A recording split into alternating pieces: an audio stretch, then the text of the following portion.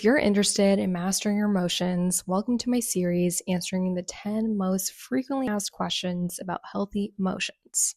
Today, we're going to talk about question number 3. How can I recognize when I'm being emotionally triggered? If you're someone who wants to keep up with the series, I'd really appreciate it if you liked this video and subscribed.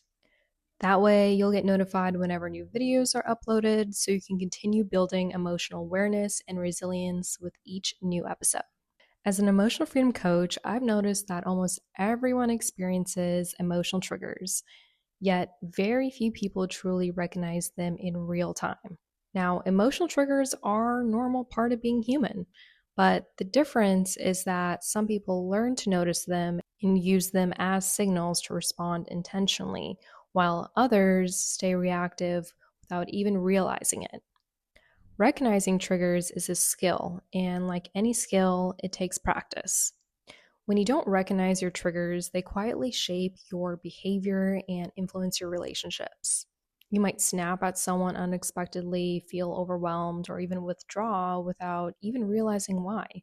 These reactions can create tension with your loved ones, colleagues, or friends and leave you feeling out of control emotionally. Triggers can also impact how you see yourself. So you might start questioning your own worth, doubting your abilities, or feeling guilty for emotions that are completely natural.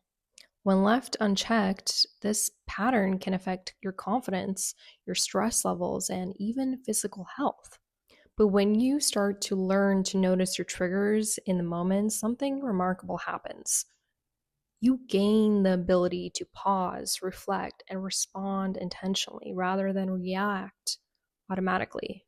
And I've said this before, but that awareness is the very first step towards emotional mastery, and its benefit ripples outwards. You get better communication, calmer relationships, and a stronger sense of self. Imagine navigating emotionally charged moments with clarity instead of regret. That's the power of noticing triggers in real time. So, how can you truly recognize when you're being emotionally triggered? Even though we've already discussed what triggers are, I want to emphasize on how important it is to recognize them in real time because this is a skill that takes attention and practice. It requires slowing down enough to actually feel what's happening inside you rather than pretending everything is fine. And many people ignore the first signs because it's uncomfortable, but that's when reactions spiral. The thing is, if you can catch yourself early, you start to see patterns and stop the automatic blow up before it happens. And having this awareness is uncomfortable at first because it asks you to feel, but it's the only way to take control instead of letting your emotions run your life. Now, we all know from the previous video, triggers appear first in your body. And when something triggers you, your body reacts before your mind does. You may feel your chest tighten, your stomach knot, or your muscles tense up. Maybe your heart speeds up, or your jaw clenches, or energy feels just restless. Now, those sensations are your body's early warning symptoms, signaling that an emotional reaction is activated. So, by paying attention to these cues, it's the very first step towards catching a trigger before it escalates. And if you ignore these physical cues, your emotional response can completely snowball before you even realize what's happening. Your nervous system is literally trying to tell you something important. But if you tune it out, you get trapped in patterns you don't want. And so, by noticing these subtle signs, you can create a pause long enough to choose your response. Here's an example from my own experience. A few months ago, I was talking with a close friend about plans we had made, and they had casually dismissed an idea I was excited about. Immediately, I felt frustration rising, my chest was tight, my shoulders was tense, and in the past, I might have snapped or withdrawn. But this time, I took time to pause and observe the physical reaction and tune in to my body. And I realized that my response was influenced by past experiences where my ideas had been dismissed or minimized. Just by noticing this, it allowed me to respond calmly and express my thoughts clearly without letting irritation just take over. And it wasn't easy, but I had to sit with that discomfort. And because I sat with that discomfort, the outcome was better communication and less internal stress. And this moment taught me that triggers are not obstacles, they're signals. And over time, I've learned that recognizing them consistently keeps small irritations from becoming big conflicts. A practical way to notice your triggers is by asking yourself guiding questions in the moment. What just happened that made me feel this way? Where am I feeling this in my body?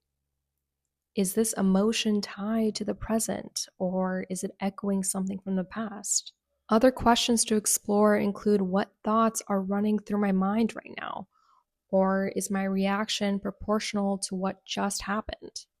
The goal isn't to judge yourself, it's to observe. It's to gather information and use curiosity to understand your response.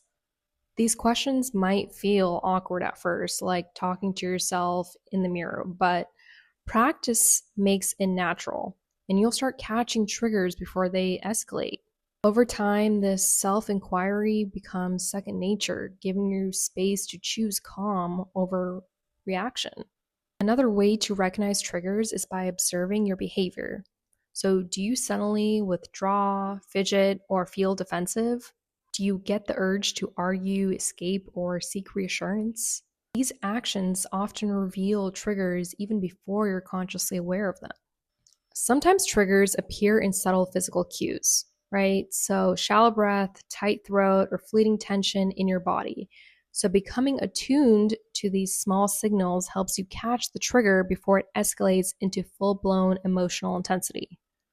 This is where journaling can help as well. So, taking a moment to jot down any physical sensations, thoughts, or reactions allows you to track patterns over time and see where your triggers tend to arise.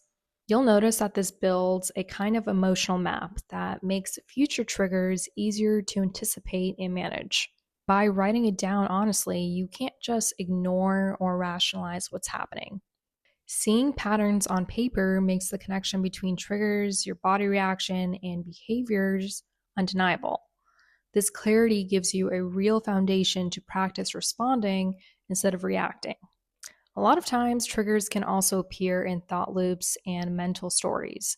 So you might replay a comment, imagine worst case scenarios, or even create assumptions about someone's intent. By observing these mental narratives, it allows you to separate the present moment from the past, which reduces the power of triggers to hijack your emotions. You can then respond with awareness instead of automatically reacting. Recognizing these mental stories lets you reclaim your attention and decide your next step consciously. So, here's a simple exercise that you can do daily. So, you want to take a few minutes for a body and mind check in. You can do this simply by noticing any sensations in your body. It might be tense shoulders, a tight chest, just feeling restlessness. So you want to check where your attention is focused. And then observe any looping thoughts without judgment. And ask yourself, what just happened that triggered me? And is this feeling tied to the past or the present? Doing this even in small moments while waiting in line or walking or even between tasks builds awareness. And over time, you'll be able to spot subtle early signs like a tightening chest or racing thoughts before your emotions escalate. By doing this consistently, it will feel uncomfortable, right? But that discomfort is proof that you're noticing what you used to ignore. Paying attention to triggers in everyday interactions helps you identify patterns across relationships. So, noticing these patterns provides insight into what challenges your triggers and helps you communicate more effectively and set healthy boundaries and navigate relationships with clarity. You'll also notice that each time that you catch a trigger early, you learn more about yourself, your boundaries, and your values. Consistent practice, triggers that once felt overwhelming start to feel manageable, and your emotional responses become calmer, clearer, and more balanced. Recognizing your triggers also gives you insight into how different situations, people, or topics affect you, allowing you to navigate interactions more thoughtfully. The more that you practice, the more automatic this recognition becomes. It's kind of like building a new, healthier habit for your nervous system. And in turn, you cultivate a stronger sense of control, self confidence, and emotional resilience. To support you in building this awareness, I've created a free resource called the Emotional Breakthrough Guide, and I love to share it with you today. The Emotional Breakthrough Guide helps you identify subtle signs, reflect on emotional patterns, and respond intentionally. It's packed with practical exercises that fit into your daily life, helping you feel grounded and in control and emotionally empowered. Inside the guide, you'll find step by step exercises to manage your triggers, understand the emotional patterns behind them, and practice responding in healthier ways. These exercises can be applied immediately, giving you the tools to recognize triggers and respond consciously. You can get your free emotional guide right now. To do that, you'll want to click the link in the description below and sign up. And then once you do, you'll receive instant access to the guide so you can begin using it immediately. You can move through it at your own pace and start noticing small but meaningful changes in how you cope emotionally. If this video helped you, I'd really appreciate it if you liked this video, subscribe to the channel, and turned on notifications. That way, you'll be notified of the next video in this 23-part series on healthy emotions, where we continue building the awareness and skills you need for long-term emotional health. I'll see you in the next video.